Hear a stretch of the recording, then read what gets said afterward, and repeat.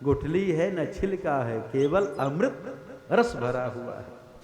तो किसी ने कहा जब एकदम पका हुआ गला हुआ फल है और ऊपर वृक्ष से डाली से गिरेगा, जमीन में गिरेगा, उसका सारा रस फैल जाएगा। तो एकदम सीधे नहीं गिरा है, ये उतर करके आया है। सबसे ऊपर डाली पर भगवान नारायण विराजमान हैं, उनके नीचे डाली पर श्री ब्रह्मा जी विराजमान हैं, ब्रह्मा जी के नीचे डाली पर श्री देवर्षि नारद जी विराजमान हैं, और उसके नीचे डाली पर वेद व्यास भगवान विराजमान हैं, और उनके नीचे डाली पर श्री सुखदेव भगवान विराजमान है। इसलिए ये जो श्रीमद् भागवत महापुराण रूपी फल है, ये उतर करके आया है। भगवान नारायण से ब्रह्मा जी को मिला, ब्रह्मा जी से श्री नारद जी को मिला, नारद जी से श्री वेद व्यास जी को मिला, अब व्यास जी से श्री सुखदेव भगवान को मिला, और सुखदेव भगवान से श्री सूत जी को मिला। ते उतर करके आया, इसका रस सुरक्षित है, इसमें अमृत रस भरा हुआ है। श्री वेद व्यास भगवान कहते इसको पान करो, पीवत भागवतम। हम सब तो कहते कथा सुनने के लिए बैठे हैं, लेकिन वेद व्यास भगवान कहते पियो। श्री रामचरितमानस में माँ भगवती पार्वती जी भी महादेव भगवान शंकर जी से प्रार्थना करती है, भोलेनाथ आपके मुखारविंद से, मुखचंद्र से श्री राम कथामृत टपक रहा है, अपने कानों से पी करके मैं तृप्त नहीं हो रही, अघा नहीं रही हूँ। नाथ तवानन शशि स्रवत कथा सुधा रघुबीर, श्रवण पुटन मन पान कर, नहीं अघात मति धीर। तो कथा को पीने के लिए कहा गया है रामायण में भी और श्रीमद् भागवत महापुराण में भी, इसको पियो। देखिए पहले से भगवान हमको आपको कृपा करके पात्र दे दिए हैं, दोना में भर करके पिए। ये जो कान है ये दोने जैसे तो है, श्रवण पुटन मन पान करे, कन रूपी दोने में कथामृत को भर करके हम पिए। इसलिए भगवान इतना बढ़ा दिए हैं दोना जैसे। किसी ने कहा अरे सुनाई तो केवल छेद से पड़ता है, इसको आवश्यकता नहीं थी, लेकिन भगवान कृपा करके हमको आपको पात्र दे दिए हैं। नहीं ऐसे दोना होता पास में तो फिर कैसे कथामृत को भर करके पान करते। तो भगवान पहले से कर्ण रूपी दोना दे दिए हैं, कान रूपी दोने में कथामृत को भर करके पियो। और मान लो 40 वर्ष के आगे जब अवस्था बढ़ी तो चश्मा लगता है, अब भगवान ही नहीं थोड़ा बढ़ाए होते तो चश्मा कहाँ अटकाते महाराज। तो कान रूपी दोने में कथामृत को भर करके पिए। पीवत भागवतम, कब तक पिए? आलयम लय पर्यंतम, जब तक जीवन है तब तक कथामृत को पान करते रहें। एक बार कथा सुनकर के कोई अघाए गया, उसका मन भर गया, उसको कथा का रस नहीं मिला महाराज। ये दिन थोड़ा भी कथामृत का रस मिल जाएगा, आनंद आ जाएगा, उसका लगेगा हम तो कुछ सुने ही नहीं, उसका मन हमेशा अतृप्त ही रहेगा और कथा सुनता रहेगा। हमेशा बार बार सुनने के बाद भी कभी तृप्त नहीं होता, से कथा को बार बार सुननी चाहिए। ये भगवान के चरित्र की विशेषता है, जितने बार कहे और जितने बार सुने ऐसा लगता है कि हम पहली बार सुन रहे हैं और पहली बार हम कह रहे हैं। हमारे राम तो रोज कहते रहते हैं। ये 28 तारीख को जौनपुर में पूर्णाहुति की विवाह में सब 29 तारीख से ही पंडित जी मुहूर्त रख दिए, तुरंत ही आना पड़ा। अब फिर इसके बाद सुखताल में है, लेकिन कभी नहीं लगता कि कह चुके बंद करें। कोई उपन्यास है राजा रानी की, इधर उधर की कथा एक बार पढ़ने के बाद फेंक दिया जाता है, लेकिन ये भगवान के चरित्र रूपी गंगा में, ये गंगा है, भगवान की कथा गंगा है, इनमें जितने गोता लगाएंगे उतने नए नए आनंद की अनुभूति होती है। जैसे वो गंगा श्री भागीरथी गंगा कभी पुरानी नहीं होती, श्री सरजू जी कभी पुरानी नहीं है। हर त्रयोदशी को यहाँ से लोग 13 जब आवत है ना, तो बहुत लोग जाता है त्रयोदशी को, और सरजू मैया में इस महीने में स्नान करता है और नागेश्वर नाथ में जल चढ़ाएगा, हनुमानगढ़ी चला जाएगा दर्शन, और कहीं जाए चाहे न जाए, लेकिन नागेश्वर नाथ और हनुमानगढ़ी, तो इनमें जितने कभी लगता है कि वो नहा लिए सरजू जी, अब न नहाए, वही तो सरजू जी हैं। जितने बार स्नान करेंगे नए नए आनंद की अनुभूति होती है। तो कथा गंगा जितना डुबकी लगाएंगे उतने आनंद मिलेगा, ये कहीं पुरानी नहीं होती हैं, तो बार बार सुनना चाहिए। अरे जो भगवत प्राप्त भक्त हैं वो भी कथा सुनते रहते हैं। शंकर जी हैं, सनकादिक हैं, हनुमान जी महाराज हैं, और जितने भक्त हुए संत हुए वो हमेशा कथा ही सुनते रहते हैं और गान करते रहते हैं। से बार बार कथा को सुनना चाहिए। आलयम लय पर्यंतम मुहुरहो, मतलब बार बार सुनो।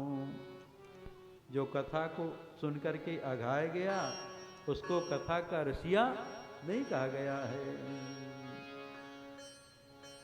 रामचरित जे सुनत अघाई, रामचरित जे सुनत अघाई, रस विशेष जा नातिन नाई, रस विशेष जाना तिन नाही, जीवन मोक्ष महामुनि जेवो, जीवन मोक्ति महामुनि देवो, हरि गुण सुन निरंतर तेवो, हरि गुण सुनहि निरंतर तेवो, भव सागर पार जो पावा, पारज पावा, राम कथा दृढ़ नावा, राम कथा दृढ़ नावा, राम कथा दृढ़ नावा, राम कथा दृढ़ नावा। जो विषयी पावर प्राणी है उसको भी कथा आनंद मिलता है सुनने से। हाँ, उसको भी विश्राम मिलता है कथा सुनने से। हाँ, विषयी ने कहा पुण्य हरे गुण ग्रावा, विषयी ने कहा पुण्य हरे गुण गावा, श्रवण सुखद मन अभिरामा, श्रवण सुखद मन अभिरामा। भगवान का चरित्र ऐसा विलक्षण है, ऐसा विचित्र है, इतना रस है कि कोई विषयी पावर भी जीव भी सुनता है उसको भी आनंद मिलता, विश्राम मिलता है। तो बार बार सुनना चाहिए। जो रसिक होगा, भाविक होगा, वो बार बार कथा को सुनता है। निगम कल्प तरोर गलितम फलम शुक मुखाद मृतद्रव संयुतम पिबत भागवतम रसमालयम मुहुरहो रसिका भुवि भावुका। नैमिषारण्य में 88,000 शौनक महात्मा उपस्थित हैं। जल्दी उठ करके ब्रह्म मुहूर्त में अपना नियम भजन कर लिए और सूत जी से प्रार्थना करते हैं कि आप वेदव्यास भगवान से वेदों का अध्ययन किए, पुराणों का अध्ययन किए, इतिहास का अध्ययन किए, आपको सबका ठीक प्रकार से ज्ञान है। आप बतावें मानव का एकांतिक कल्याण कैसे हो, ऋषियों का प्रश्न है। जो ऋषि महर्षि अपना कल्याण करने में लगे हैं, घर द्वार छोड़ करके, उनके मन में संसार के सभी जीवों की कल्याण की भावना होती है कि सबका कल्याण हो, केवल मेरा कल्याण ना हो। से पहला प्रश्न करते हैं, पुंसा में कांततः श्रेय तन्ना संसितमर्हसि। मानव का कल्याण कैसे हो? एक श्रेय होता है, दूसरा प्रिय होता है। संसार की वस्तुओं का प्राप्त हो जाना प्रिय है और जीवन का कल्याण हो जाना श्रेय है। तो ऋषि महर्षि सौनक महात्मा प्रार्थना करते हैं कि मानव का कल्याण कैसे हो। 6 प्रश्न करते हैं। किम श्रेय शास्त्र सारः कः स्वावतार प्रयोजनम किम कर्म केवताराश्च धर्म किम शरणम गतः। मानव का कल्याण कैसे हो, शास्त्र का सार क्या है, भगवान के अवतार का प्रयोजन क्या है, भगवान के कितने प्रकार के अवतार हैं और भगवान अवतार लेकर के कौन कौन सी लीला किए। और 6ठा प्रश्न है, भगवान जब धराधाम को छोड़ करके गोलोक धाम चले गए तो धर्म किसकी शरण में गया। प्रश्न को सुनकर के सूत जी बड़े प्रसन्न हो गए, उनका रोम रोम खिल गया। ऐसा प्रश्न कर दिए सौनक महात्मा कि उनका रोम रोम खिल गया। सूत जी का नाम रोम हर्षणी ही है, उनका रोम रोम खिल गया। इति संप्रश्न समृष्टो विप्राणाम रोम हर्षणी प्रतिपूज्य वचस्तेषां प्रवक्तुम उपचक्रमे। कोई भगवान का गुणगान करने वाला है और श्रोता मिल गया, प्रार्थना कर दिया कि हमको भगवान का गुणगान सुनाने, अवसर दे दिया तो प्रसन्न हो जाएगा महाराज। केवल वक्ता का ही उपकार नहीं है, श्रोता का बहुत बड़ा उपकार है। अभी शास्त्री जी नहीं बुलाते हमको तो हम कैसे कथा सुनाते। तो उपकार तो इन्हीं का है ना भाई। अब आप सबको मिल रहा है सुनने को, तो यदि कोई सुनवाई नहीं करेगा तो कहने वाला कहाँ सुनाएगा? क्यों?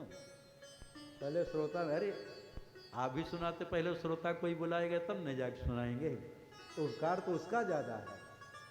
और नहीं, बहुत कहने वाला है, बैठा रहेगा चुपचाप, जब कोई सुनवाई नहीं करेगा। तो इसलिए सूत जी प्रसन्न हो गए, उनका रोम रोम खिल गया कि हमको भगवान का गुणगान करने का मौका मिल गया, कि हमको मौका प्रदान कर दिए। सूत जी प्रसन्न हो गए, अपने गुरुदेव सुखदेव भगवान का ध्यान करते हैं। तम सर्वभूत हृदयम मुनिमानतोस्मि।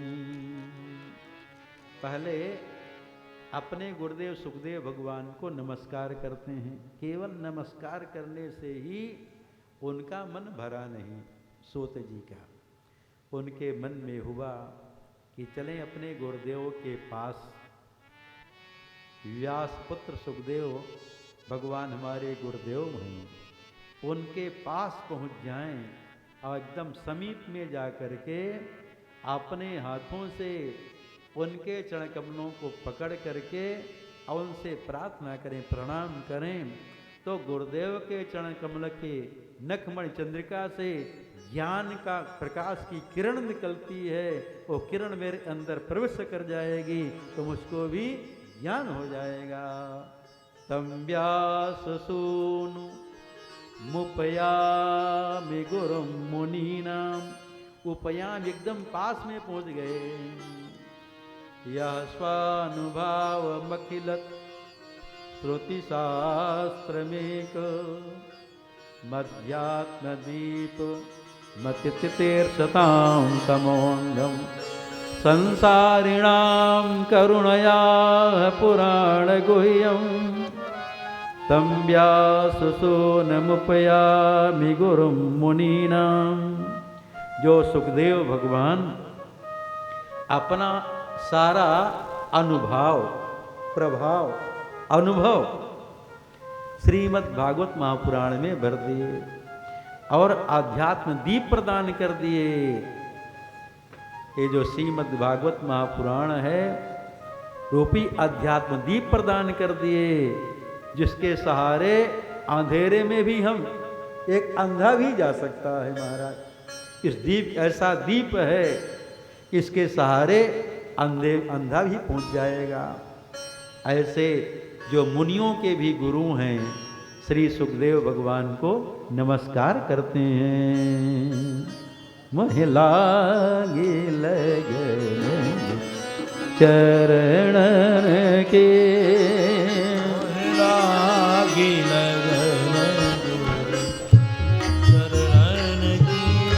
महिला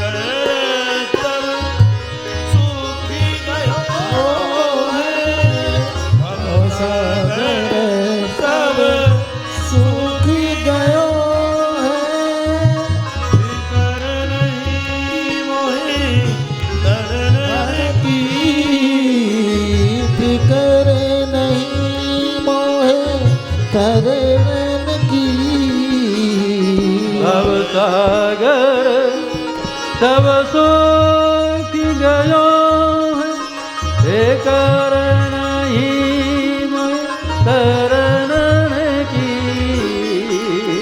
अब सागर सब सोख गयो है, बेकर नहीं मोहे तरन की। लागी लगन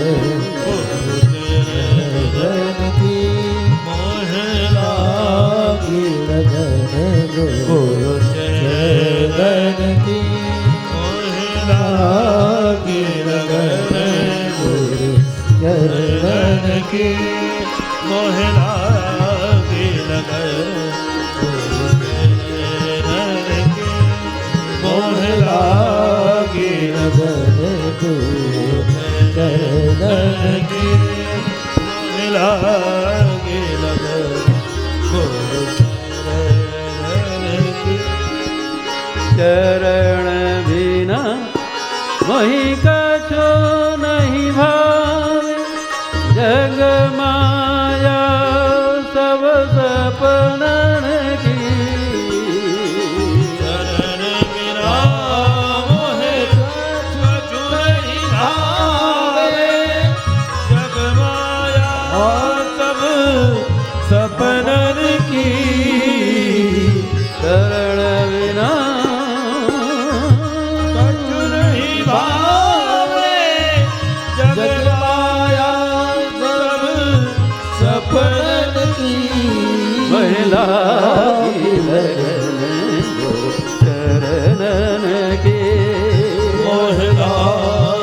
लगन गुरु चरण की मोह लागे लगन गुरु चरण की मोह लागे लगन गुरु चरण की मोह लागे लगन गुरु चरण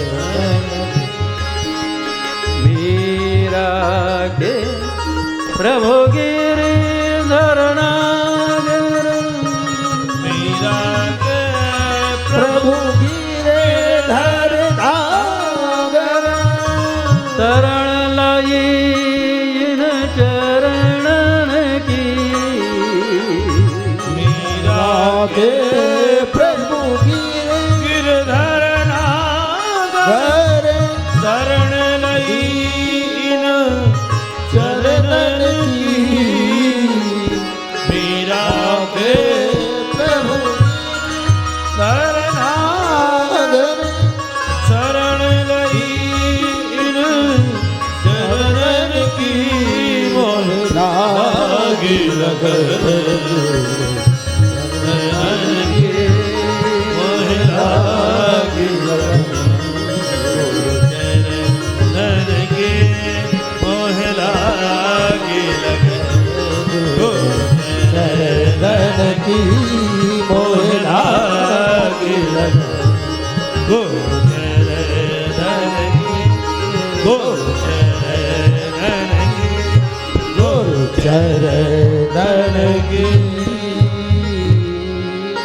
श्री सूत जी गुरुदेव का ध्यान करके और फिर प्रश्न का उत्तर देना प्रारंभ करते हैं।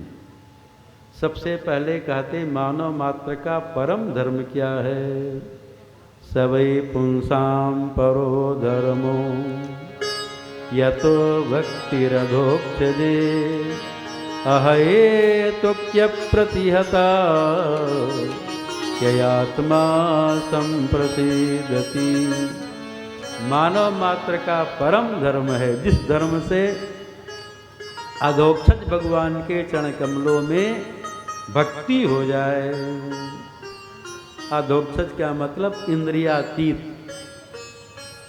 जहाँ पर हमारा मन भी नहीं पूछ सकता, बुद्धि चित्त न पहुँचे, वही इंद्रियातीत भगवान। अच्छा, दूसरा अर्थ अक्षज कहा जाता है बैलगाड़ी के धुरा को। तो जो प्रभु जो भगवान बैलगाड़ी के धुरा के नीचे हैं। यशोदा जी कन्हैया का पालना बैलगाड़ी के नीचे कर दी। तो जो बैलगाड़ी के अक्षज के धुरा के नीचे भगवान श्री कृष्ण हैं, उनके चरण कमलों में भक्ति हो जाए, यही मानव मात्र का परम धर्म है। सवै पुंसाम परो धर्मो यतो भक्तिरधोक्षजे। भक्ति का दो विशेषण है, एक तो अहेतुकी और दूसरा अप्रतिहत। अहेतुकी का मतलब निष्काम, अकारण। अहेतु, हेतु माने कारण, मतलब अकारण भक्ति हो। जो सकारण भक्ति होगी, सकाम भक्ति होगी, कामना के पूर्ण होने के बाद वो रुक जाएगी। जैसे जब परीक्षा का समय आता है, विद्यार्थी लोग हनुमान जी का दर्शन करने भी जाएंगे, लड्डू का भोग लगाएंगे, हनुमान चालीसा भी पढ़ लेगा। अब परीक्षा हो गई, हनुमान चालीसा पाठ बंद, हनुमान जी का दर्शन करना बंद। और जो निष्काम भक्ति होगी उत्तरोत्तर बढ़ती रहेगी। एक राजा था, उसको संतान नहीं थी। किसी महात्मा के पास गया, आशीर्वाद मांगा। महात्मा कहते देखो राजा, तुम्हारे भाग्य में संतान का योग नहीं है, लेकिन जब बहुत प्रार्थना कर रहे हो तो अपनी रिजर्व कोटा से तुमको आशीर्वाद दे रहा हूँ, तुम्हारे यहाँ पुत्र का जन्म होगा। महात्मा के आशीर्वाद से राजा के यहाँ पुत्र का जन्म हो गया। जब पुत्र का जन्म हो गया तो राजा बहुत उत्सव मनाया। उस उत्सव में अब महात्मा जी को भूल गया। उस उत्सव में वेश्या को बुलाया नृत्य करने के लिए। उसका नाम था रामजनी। तो रमजनिया वेश्या को बुलाया नृत्य करने के लिए। अब महात्मा जी को नहीं बुलाया। जिनके आशीर्वाद से ये उत्सव हो रहा है, वो राजा महात्मा को भूल गया। किसी ने याद दिलाया, अरे जिनके आशीर्वाद से तुम्हारे यहाँ पुत्र का जन्म हुआ है, उन महात्मा को ही बुला लो। तो राजा महात्मा को बुलाया। और जहाँ वेश्या का नाच होता हो, वहाँ बेचारा महात्मा क्या करेगा। वो महात्मा एक वृक्ष के नीचे अपना माला लिए थे, सीताराम करते बैठ गए। जब वेश्या का नाच समाप्त हुआ तो वेश्या तो तय करके आई थी। उस समय पुराने ज़माने की बात, जब सोने का रुपया चलता था, तो 300 रुपये वो मोहर में तय करके आई थी। राजा 300 रुपया वेश्या को दिया। अब जो तय करके आया उसको उतना देना ही पड़ेगा। और जो नहीं तय किया तो जो हो जो कोई बात नहीं, ले लिया जाता। हम लोग भी ले लेते हैं, क्या करें। तय करते नहीं, हमारे गुरुदेव भगवान की आज्ञा है कथा में तय नहीं करना, तय करना बेचना हो जाएगा। तो उससे ठाकुर जी की कृपा नहीं, भगवान का गुणगान करना है। हाँ, अब भगवान करवा रहे हैं तो कर रहे हैं। हमारे राम तो पढ़े लिखे भी नहीं, जानते हैं आचार्य जी। हाँ भाई, ये पढ़ते थे, हम पूजा करते थे, तो हम थोड़ी पढ़े लिखे। लेकिन अब राम जी की कृपा है, गुरुदेव की कृपा है, अब है गद्दी पर तो कह लेते हैं। तो जब है भगवान कृपा करके कहवा रहे हैं तो कह रहा हूँ, तो गुरुदेव की आज्ञा तय नहीं करना। अब महात्मा तो रमजनिया तो तय करके आई थी, 300 रुपये दिए, लेकिन महात्मा को एक पैसा नहीं दिया दक्षिणा। कोई फिर कहा, अरे महात्मा हैं, इनके आशीर्वाद से तुम्हारे यहाँ पुत्र का जन्म हुआ है, दान दक्षिणा दे दो कुछ। तब मुश्किल से 30 रुपये निकाल करके दिया। देखो, जब संत महात्मा ब्राह्मण को लोग देता तो लगता है कि चला जा रहा, उसका जीव कचोटता रहता महाराज कि बेकार जा रहा है। लेकिन वो बेकार नहीं जा रहा है, वही आपका है जो संत महात्मा ब्राह्मण की सेवा में लगा, गो सेवा में लगा, परमार्थ में लगा, वही आपका है। और जितना उड़ा दिए महाराज फैशन में इधर उधर, तो उड़ गया महाराज। लेकिन जब कोई दान दक्षिणा करता संत ब्राह्मण को, उसको ऐसा लगता कि जा रहा है। मुश्किल से 30 रुपया दिया तो महात्मा जी एक दोहा कहते हैं, आँखी फूटी जगत की तो का करी है जगदीश, राम जनी को 300, रामदास को 30। जो रमजनिया थोड़ी देर के लाई अपना इधर उधर कमर पर झुकाई लाई, तो 300 रुपया लेके चली गई। और जो महात्मा अपने जीवन की पूरी साधना पुण्य दिए, तब न लड़का हुआ उसके यहाँ, आशीर्वाद दिया तब उनका अपना पुण्य तो गया। उन महात्मा को 30 रुपया मिला। तो सकाम भक्ति जो होती है कामना की पूर्ण होने के बाद रुक जाती है, और जो निष्काम भक्ति होती है वो कभी रुकती नहीं है। और जो रुक जाए उसको भक्ति कहा भी नहीं गया है। भक्ति उसी को कहा गया जो उत्तरोत्तर बढ़ती रहे। आज थोड़ा किए हैं, कल लगे और करें, परसों लगे और ज़्यादा करें, दिनों दिन भक्ति बढ़ती रहे, उसी को भक्ति कहा गया है। सीताराम चरण रति मोरे, सीताराम चरण रति मोरे, सीताराम चरण रति मोरे, सीताराम चरण रति मोरे, अनुदिन बलम अनुग्रह तोरे, अनुदिन बलमु अनुग्रह तोरे, अनुदिन बलमु अनुग्रह तोरे, सीताराम रति मोरे, अनुदिन अनुग्रह तोरे, अनुदिन बलमु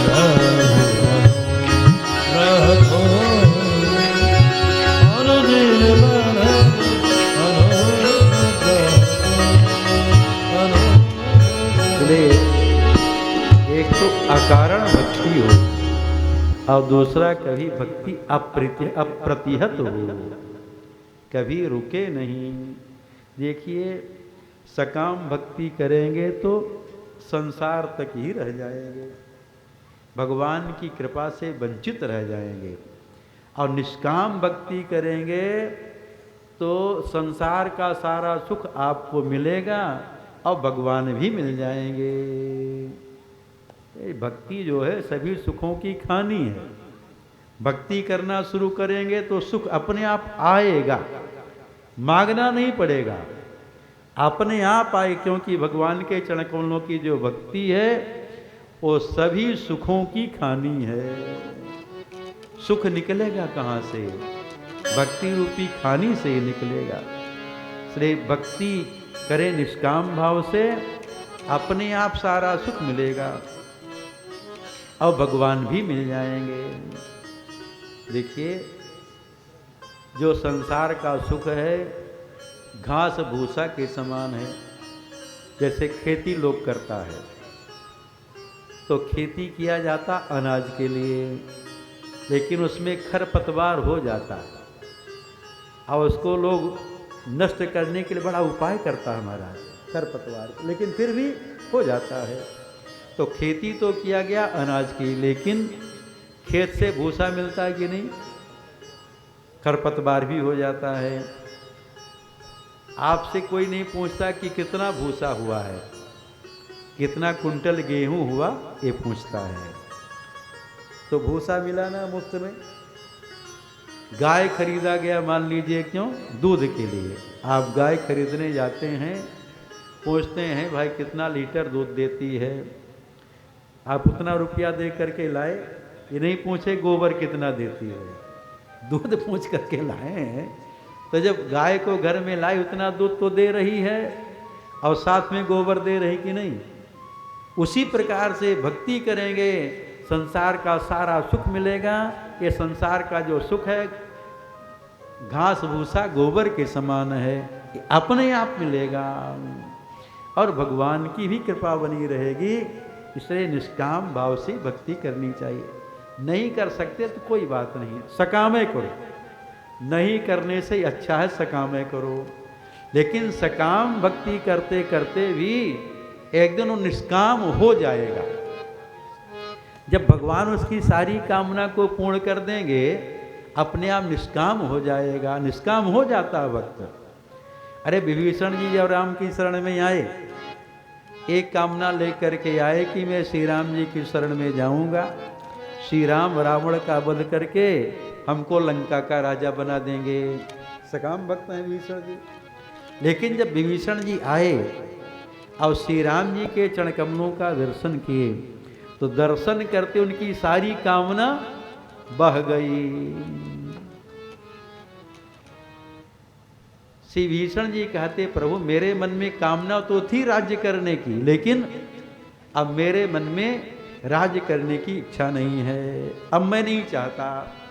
श्री राम कहते हैं कि देखो विभीषण तुम तो निष्काम हो गए, लेकिन मेरी देने की इच्छा हो गई है।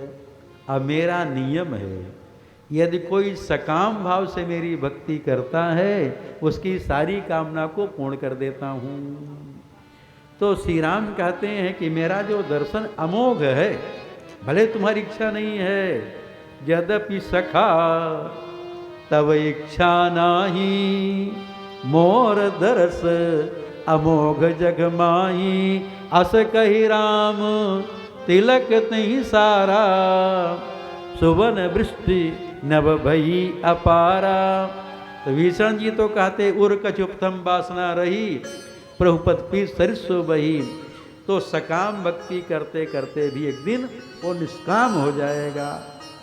अच्छा है कि निष्काम भक्ति करे, लेकिन नहीं कर पाते हो तो सकाम करो, कोई बात नहीं। सकाम अर्थार्थी भक्त भी भक्त है। राम भगत जग चारि प्रकारा, चारों पुण्य आर्त, अर्थार्थी, जिज्ञासु और ज्ञानी। तो चारों पुण्यात्मा हैं, चारों सुकृति हैं, तो नहीं कर पाते तो सकाम भक्ति करो, कोई बात नहीं, वो भी भक्त है। तो इसलिए निष्काम भक्ति हो, भक्ति हमेशा बढ़ती रहे। भक्ति क्या है? सूत भक्त जी कहते हैं, एकाग्र मन से भगवान की कथा श्रवण करे। तस्मादेकेन मनसा भगवान सात्वतां पति श्रोतव्यः कीर्तितव्यश्च देयः पूज्यस्य नित्यदा।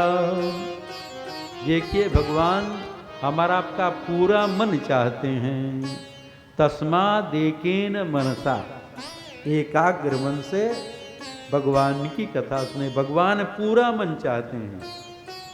अरे आप लोग भी तो किसी को मान लीजिए कोई एक मन वस्तु दिया, थोड़ा धीरे धीरे न बजावे तब भी चलेगा। तो किसी को एक मन वस्तु दिया, हम धीरे धीरे बोलते हैं ना, तो उसमें लगता है कि आवाज़ नहीं जा रही है, जोर से बज गया तो एक मन किसी को वस्तु दिया और लौटाने आया और थोड़ा